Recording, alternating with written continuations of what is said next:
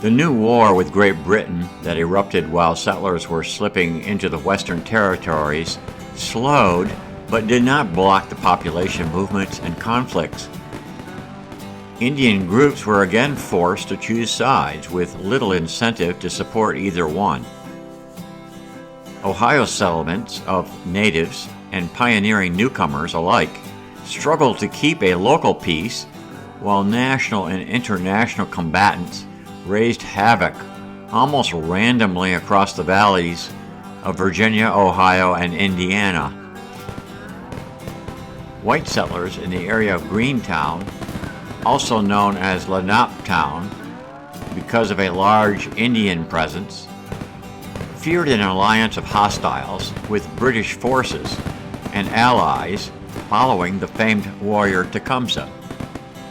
Their insecurities is only one example of many fears still brooding along the frontier. American militia troops were called in to remove the Indians.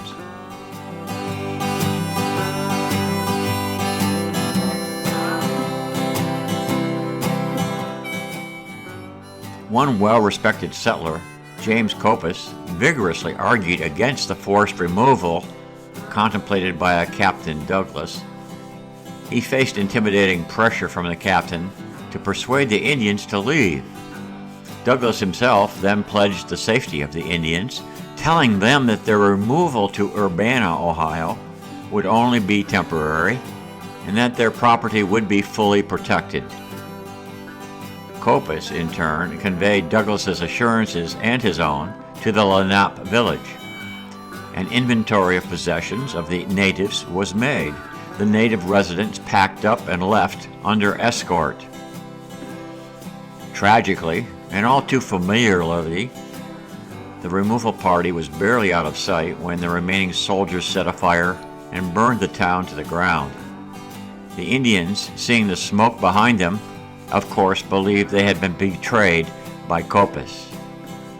Also familiarly, revenge was in order. A nearby settler family was murdered and scalped in September 1812. Copus requested protection for his own family and moved to a blockhouse.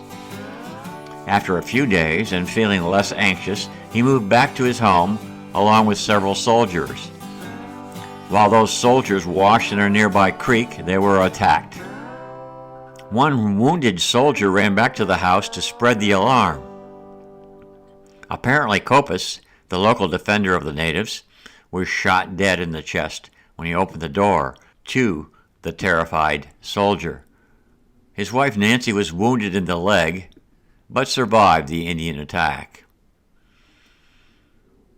Another friend of both sides, a fur trapper, Jean-Baptiste Jerome, came under suspicion of British sympathies, was arrested, and separated from his native wife and daughter. Both wife and daughter died of exposure during the removal to Urbana. And so fears and suspicions in early American history set the tone irregularly across a near virgin landscape waiting for a suitable suitor.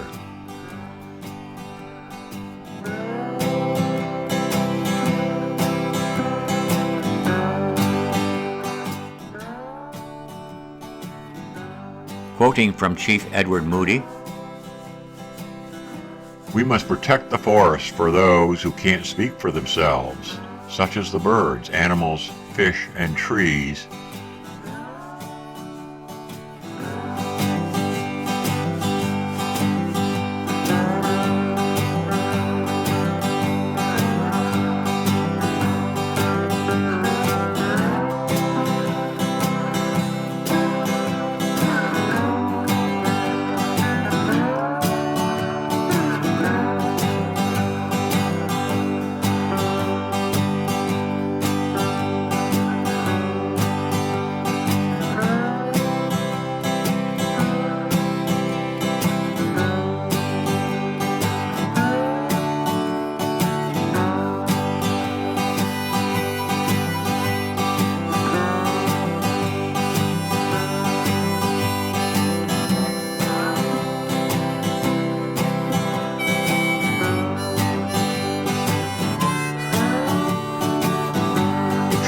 Ghent. Formally ended the War of 1812 and 1813, 1814, and part of 1815.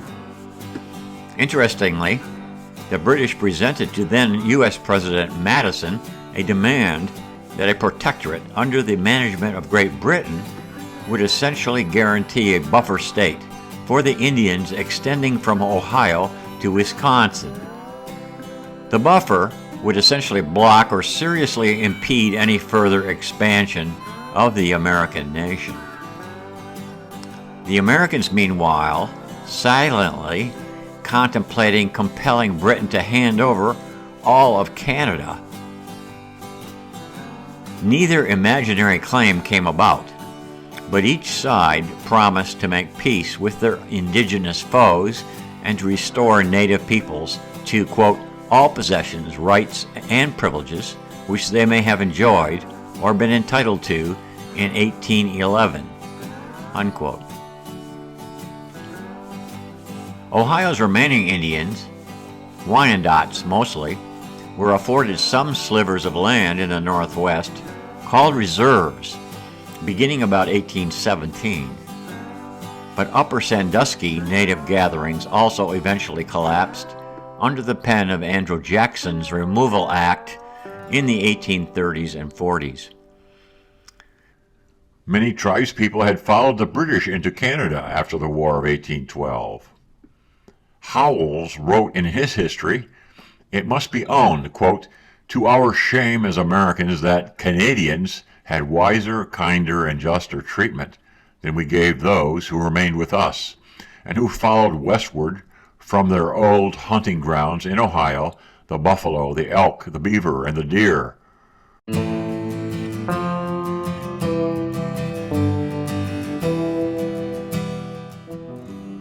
Missionaries came to make them Christians, and many were converted. But it was the Quakers, according to Howells, who seem to have done the best work in this way. The Indians always trusted and loved the men of peace.